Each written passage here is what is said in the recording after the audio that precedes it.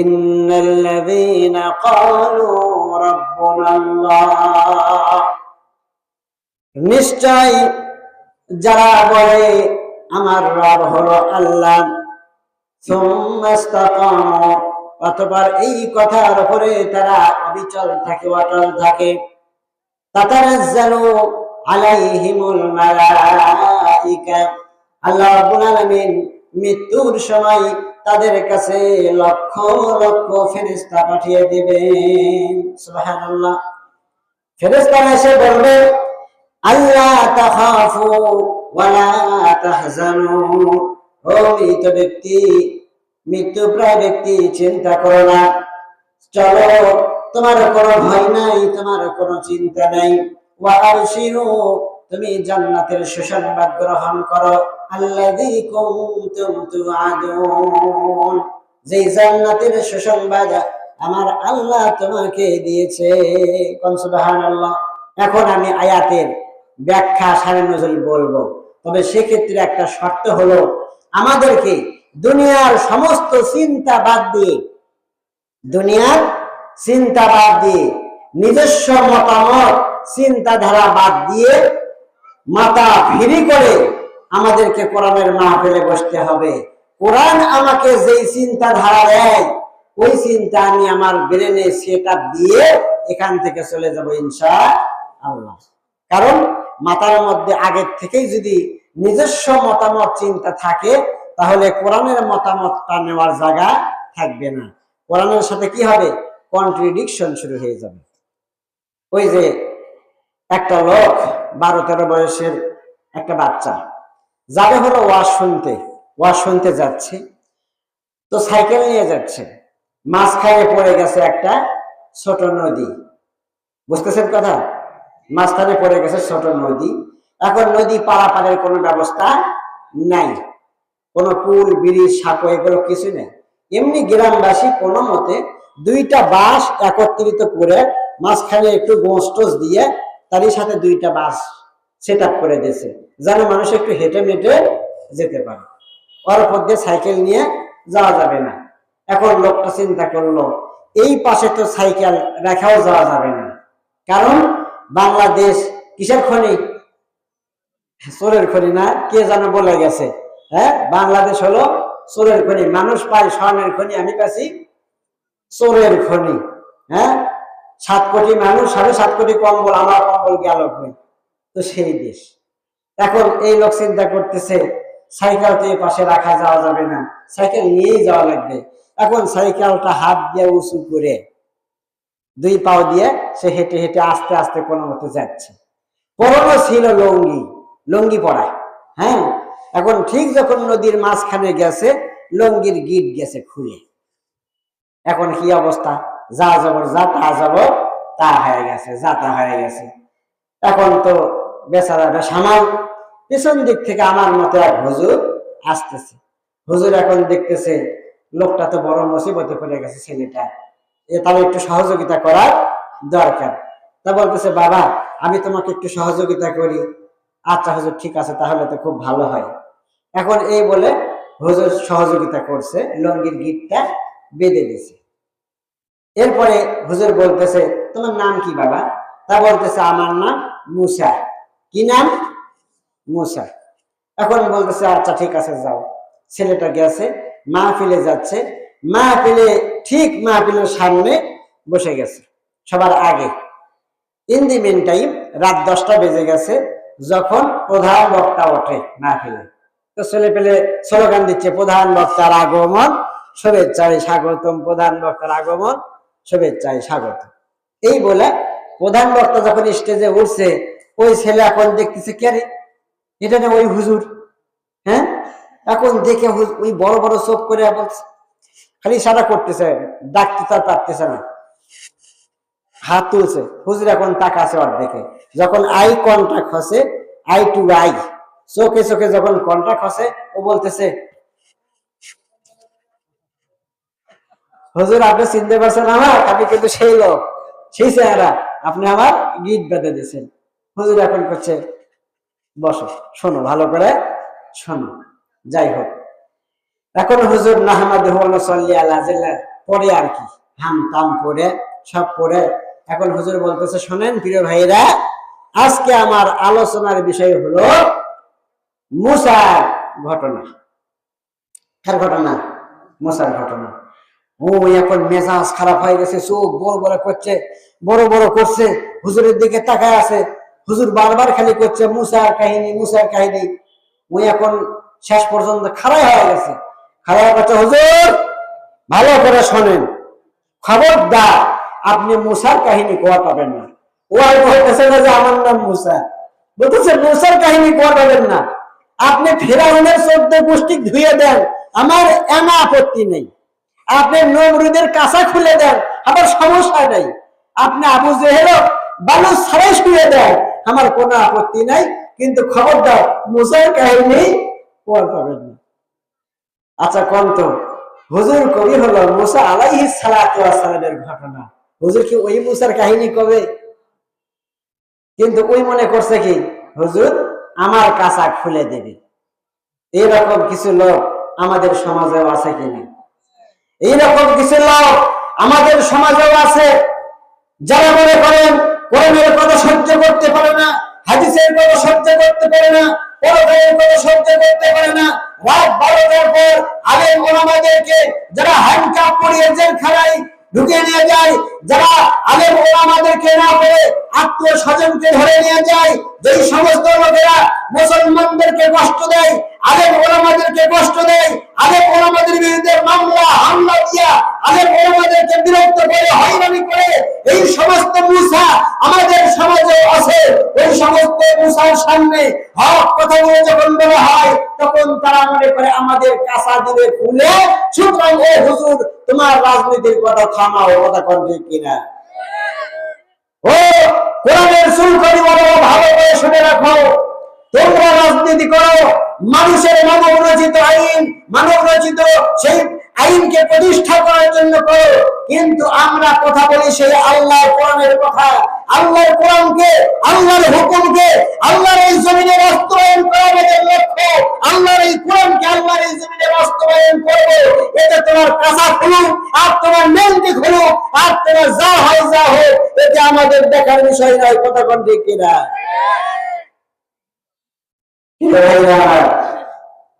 কিন্তু আজকে সমাজের কিছু মানুষ আছে যারা আমাদের কথা, হক কথাগুলো সহ্য করতে পারে না, কিন্তু মিষ্টি মিষ্টি কথা কর, কোনো সমস্যা নেই। আপনি নামাজের ওয়াজ করেন 10 ঘন্টা, 10 ঘন্টা নামাজের ওয়াজ করেন, 7 ঘন্টা ওই যাকাতের ওয়াজ করেন, সামনে আসতেছে সবে বরাত, সবে বরাতের ওয়াজ 14 ঘন্টা করেন, কোনো প্রবলেম নেই। যখনই কবেন আল্লাহর কোরআন দিয়ে দেশ পরিচালিত করতে হবে, তখনই আর কি চুলকেন। কথা কন চাচা আপনি ওঠেন, চাচা আপনি ওঠেন। প্রিয় ভাইরা আমার, আমরা মুসলমান, আমরা কি জাতিতে মুসলমান নাকি অন্য ধর্ম আমাদের? আমরা জাতিতে মুসলমান। আমাদের মুসলমানের ধর্মগ্রন্থ, আইন গ্রন্থ কোনটা? আইন গ্রন্থ কোনটা? আল কোরআন। সুতরাং আমাদেরকে কোরআনের হুকুম দিয়ে আমাদেরকে চলতে হবে। কথা কন ঠিক কিনা? প্রিয় ভাইরা আসেন আমি একটু কোরআনের এই আয়াতের কোন ঘটনার পরিপ্রেক্ষিতে এই আয়াতটা নাজিল হলো, এইটা আপনাদেরকে সংক্ষিপ্ত আকারে একটু জানাই।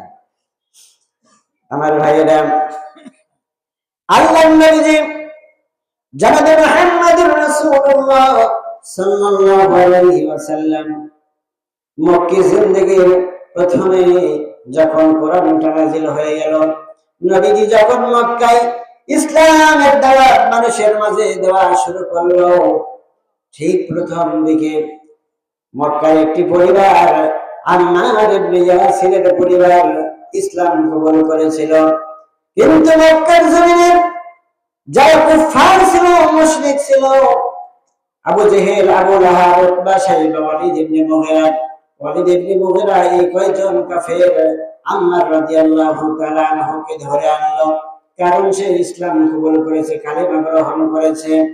আম্মারকে ধরে আনার পর তার হাত পিঠের পিছনে, 2টা হাত পিঠের পিছনে পিঠ বড়া করে বেঁধে ফেলা হলো। এরপরে তাকে মরুভূমির মধ্যে শুয়ে দেওয়া হলো। 2 জনকে বলা হলো তোমরা 2 পাশ থেকে চাবুক মারা শুরু করো। প্রিয় ভাইরা আমার, হযরত আম্মার রাদিয়াল্লাহু তাআলা আনহু উপর হয়ে শুয়ে আছে, দুইটা হাত পিঠের পিছনে বাঁধা, চাবুক মারা শুরু হয়ে গেছে। একটা জায়গায় যখন বারবার চাবুকের আঘাত লাগে, ঠিক ওই জায়গা থেকে পিঠের চামড়া গুলো উঠে আসে। আল্লাহু আকবার। পিঠের পিছন থেকে চামড়া গুলো উঠে আসতেছে, আর রক্তগুলো হিমকি দিয়ে বের হচ্ছে, রক্তগুলো জমিনে বয়ে চলছে। প্রিয় ভাইয়েরা আমার, এমত অবস্থায় আবু জেহেল আম্মারকে ডেকে ডাকতে বলতেছে, আম্মার রে, এখনো আমি তোকে ছেড়ে দিতে পারি যদি তুই কালেমা ত্যাগ করিস, মুহাম্মাদের দরবারে যদি ত্যাগ করিস। হযরত আম্মার রাদিয়াল্লাহু তাআলা ডাক দিয়ে চিৎকার করে বলতেছে, আবু জেহেল, ভালো করে শুনে রাখ, ভালো করে জেনে নে, এই কালেমার মধ্যে আমি যে স্বাদ পেয়েছি, আমি যে মজা পেয়েছি, যে তৃপ্তি পেয়েছি, আমি আম্মারের মতো 10টা জীবন যদি আমি আম্মারকে দেওয়া হয়, আমি এক এক করে 10টা জীবন দিয়ে দিব, তবুও কালেমার থেকে এক চুল পরিমাণ পিছপা হব না। এইভাবে তারা কালেমার উপর অটল ছিল। আবু জেহেল যখন দেখলো জীবন দিয়ে দেবে, এত কষ্ট দিচ্ছি, এত নির্যাতন করতেছি, তারপরেও কালেমার থেকে পিছপা হচ্ছে না, আবু জেহেল বলল, শোনো, যার জীবনের কোনো মায়া নাই তাকে কষ্ট দিয়ে লাভ নাই, এর উপর কষ্ট দিয়ে কোনো লাভ হবে না, নির্যাতন করে লাভ হবে না। হয়তোবা কোরআনের স্বাদ যারা পেয়েছে, কালেমার স্বাদ যারা পেয়েছে, তারা বাবা মার বাধ্য অনুগত সন্তান হয়। শোনো, এর মা সুমাইয়া রাদিয়াল্লাহু তাআলা আনহাকে ডেকে নিয়ে আসো। সুমাইয়া যদি বুঝায় তাহলে হয়তোবা কোরআন থেকে পিছপা হতে পারে, কালেমার থেকে পিছপা হতে পারে। প্রিয় ভাইরা, সুমাইয়া রাদিয়াল্লাহু তাআলা আনহাকে ডেকে আনা হলো।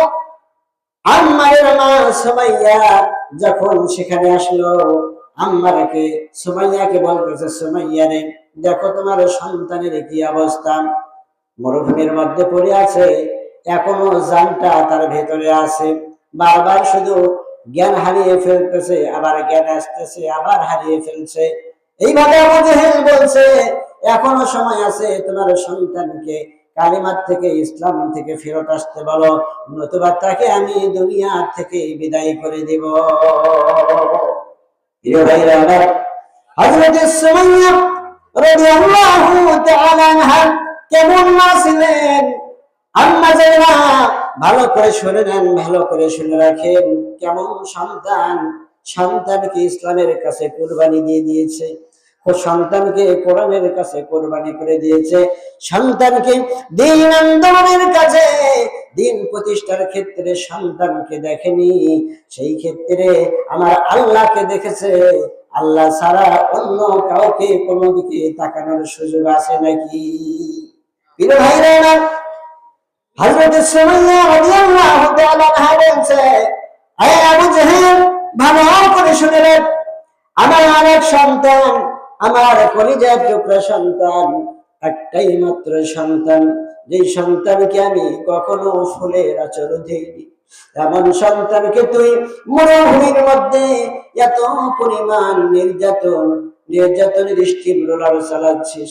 ভালো করে শুনে রাখ, আমি সুমাইয়া এমন সন্তানকে হারাতে পারি, কিন্তু কালেমার থেকে পিছপা হতে বলতে পারি না।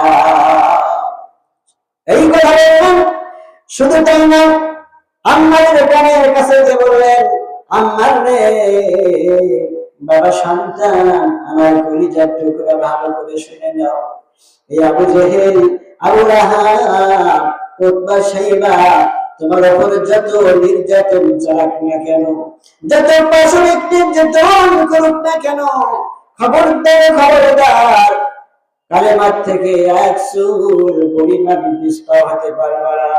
যদি কালেমার থেকে এক চুল পরিমাণ পিছপা হও, আমি কিন্তু কিয়ামতের ময়দানে তোমার বিরুদ্ধে বাদী হয়ে মামলা দায়ের করব। আল্লাহু আকবার। লিল্লাহি তাকবীর, লিল্লাহি তাকবীর। প্রিয় ভাইরা আমার, হযরত সুমাইয়া রাদিয়াল্লাহু তাআলা আনহা যখন এই কথা বলল, আবু জেহেল বলছে, সুমাইয়া রে, আমি তবে ডেকে আনলাম ওকে বোঝানোর জন্য, সন্তানকে বোঝানোর জন্য, সন্তানকে বুঝে ইসলাম থেকে ফেরাবি, কিন্তু তুই তো দেখছি তুই তো সেই দলে শামিল হয়ে গেছিস। আবু জেহেল সঙ্গে সঙ্গে সুমাইয়া রাদিয়াল্লাহু তাআলা আনহার শরীরে তরবারি দিয়ে, তীর দিয়ে, বর্ষা দিয়ে চতুর্দিক থেকে খোঁচানো শুরু করলো। চতুর্দিক থেকে খোঁচাতে খোঁচাতে তার শরীরটা ক্ষত বিক্ষত করে দিল। এক পর্যায়ে আবু জেহেল তার পেটে, আবু জেহেল সুমাইয়ার তার পেটে খোঁচাইতে খোঁচাইতে লজ্জা স্থান পর্যন্ত গেল। এমনকি এমন জোরে খোঁচ মারল, সুমাইয়া রাদিয়াল্লাহু তাআলা দুনিয়া থেকে বিদায় হয়ে গেল। আল্লাহু আকবার। প্রিয় ভাইরা আমার, দুনিয়া থেকে বিদায় হয়ে গেল, শাহাদাত বরণ করলো।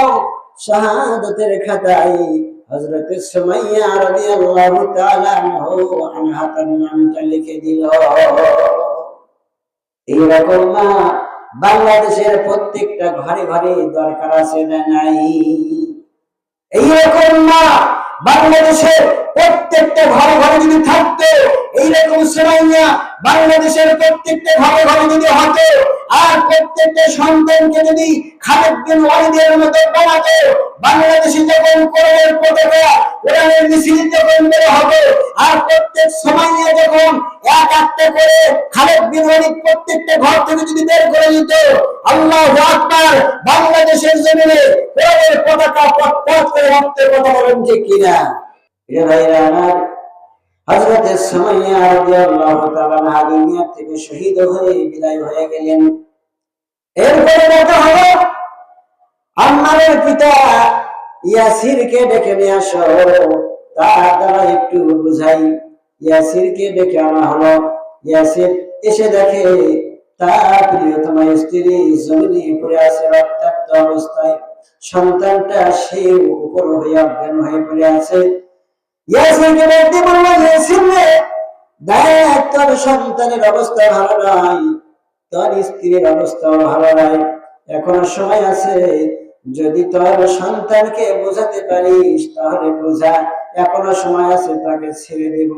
হযরত ইয়াসির রাদিয়াল্লাহু তাআলা আনহু চিৎকার দিয়ে আবু জেহেলকে ডাক দিয়ে বললেন, আবু জেহেল, ভালো করে শুনে না, আমরা দুনিয়ার জীবনকে বিক্রি করে দিয়েছি আল্লাহর কাছে।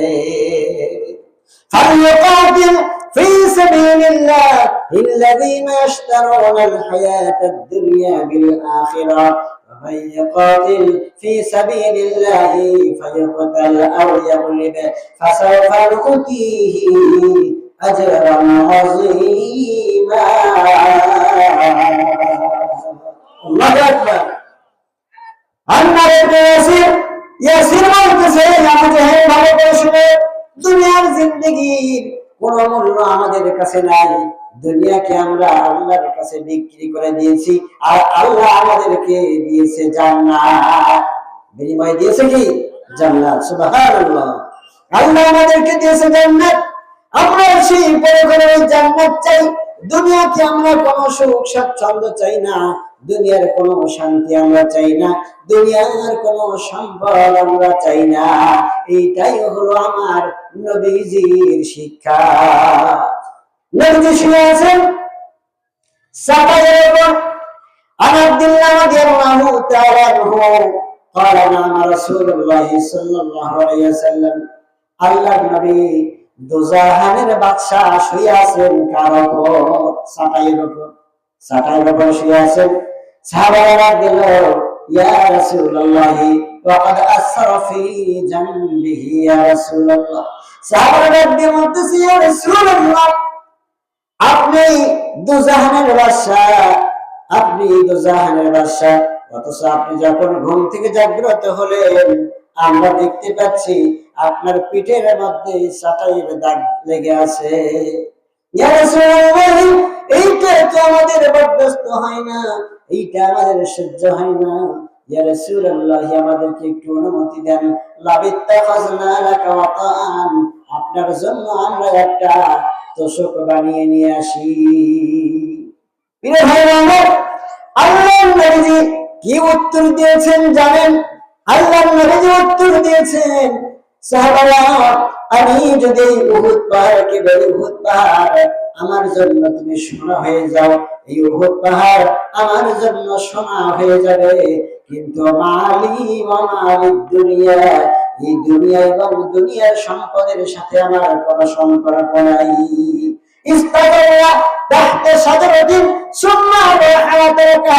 আমি তো এই দুনিয়াতে আসছি একমাত্র একটা পথচারী হয়ে, পথ চলতেছি, পথ চলতে চলতে আমি একটু শ্রান্ত হয়ে গেছি।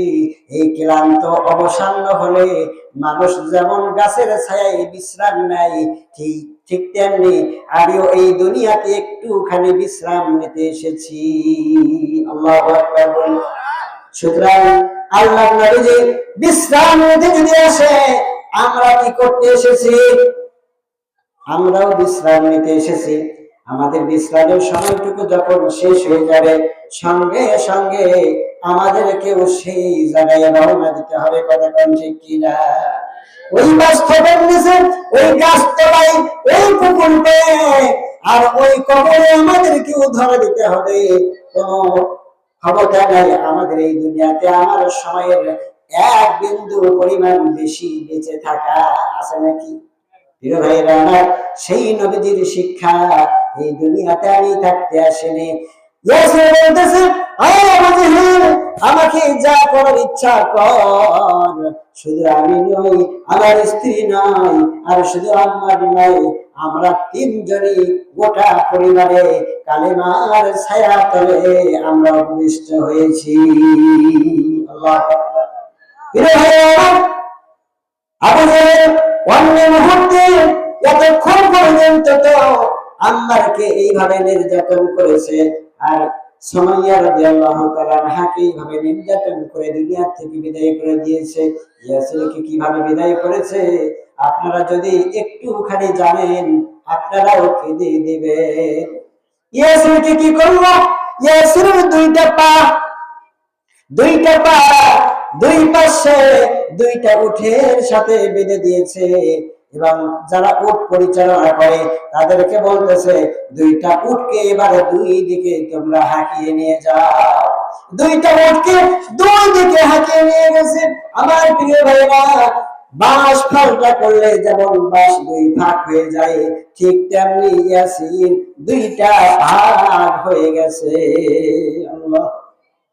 প্রিয় ভাইরা, আবার একজন দৌড়ে গিয়ে আল্লাহর নবীকে বলছে, ইয়া রাসূলুল্লাহ, মুসলমানদের আজকে বড় দুর্দশাগ্রস্ত অবস্থা, মুসলমানদের আজকে বড় নির্যাতন করা হচ্ছে। আম্মারকে এইভাবে ফেলে রাখা হয়েছে, সুমাইয়াকে দুনিয়া থেকে শহীদ করা হয়েছে, ইয়াসিরকে এইভাবে দুনিয়া থেকে বিদায় করা হলো। আল্লাহর নবীজি ছায়ার মধ্যে, কাবা শরীফের ছায়ার মধ্যে একটুখানি বসেছিলেন। নবীজি সঙ্গে সঙ্গে বিচলিত হয়ে গেলেন, শুধু এদিক ওদিক ছোটাছুটি করতেছে। ছুটে এসে মক্কার গিরাত ধরে, কাবার গিরাত ধরে আল্লাহকে বলতেছে, ও কাবার মালিক আল্লাহ, আল্লাহ, আমার আম্মার ইবনে ইয়াসির এই পরিবারের কোনো দোষ নাই, তাদের কোনো অপরাধ নাই, শুধুমাত্র তোমার কালিমা গ্রহণ করে নিয়েছে। এই কারণে আবু জেহেল তাদের উপর এমন নিষ্ঠুর নির্যাতন করে দুনিয়া থেকে বিদায় করে দিল।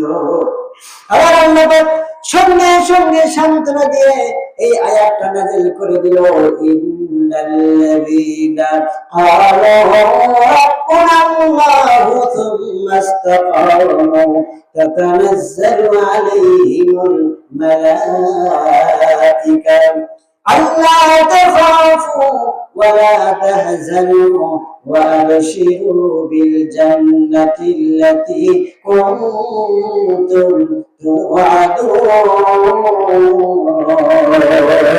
আল্লাহু আকবার।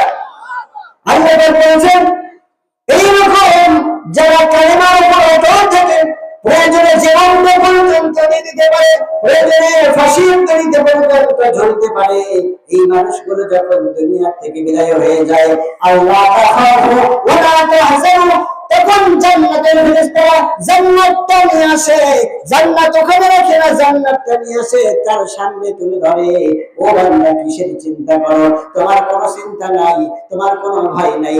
তুমি দুনিয়ার জীবনে যেই জিন্দেগি তুমি বসবাস করতেছো, দুনিয়ার যেই জায়গায় তুমি চলাচল করতেছো, এক থেকে লক্ষ লক্ষ কোটি কোটি গুণ ভালো জায়গা এই যে দেখো আমি তোমার সামনে তুলে ধরলাম। এই বান্দা তখন তার জান্নাতের থাকার জায়গাটা দেখতে দেখতে হাসতে হাসতে দুনিয়া থেকে আল্লাহর সাক্ষাতের জন্য চলে যায়। সুবহানাল্লাহ। এই জন্য হাদিস শরীফের মধ্যে আসছে, দুনিয়ার সকল মৃত্যুর থেকে সব থেকে কম যন্ত্রণার মৃত্যু হলো শহীদ মৃত্যু। কারণ কোন ব্যক্তি যখন শহীদ হয়, আল্লাহ নবীজি বলেছেন, পিঁপড়া কামড় দিলে যেমন কষ্ট, শহীদ মৃত্যুর মধ্যে এতটুকু কষ্ট তার বেশি নয়। সুবহানাল্লাহ। আমরাও সেই আম্মারের জাত, আমরাও সেই ইয়াসিনের জাত, আমরাও সেই সুমাইয়ার রুহানি সন্তান। কথা বলেন ঠিক কিনা? আমরাও সেই আবু বকরের জাত, আমরাও সেই ওমরের জাত। সুতরাং আমাদের কোনো মরণের ভয় নাই, আমাদের কোনো জীবনের ভয় নাই। আমাদের জীবনটা জান্নাতের বিনিময়ে আল্লাহর কাছে বিক্রি করে দিয়েছি। সুতরাং কোনো ভয় করি না।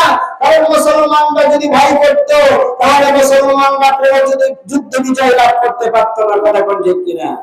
এই মুসলমান তো সব মুসলমান যারা 313 জন সৈন্য নিয়ে 1000 সৈন্যের বিরুদ্ধে শুধুমাত্র 9 তাকবীর আল্লাহু আকবার স্লোগান দিয়ে এই অস্ত্র দিয়ে তাদেরকে কুকুকাত করে দিয়েছে। কথা কোন ঠিক কিনা?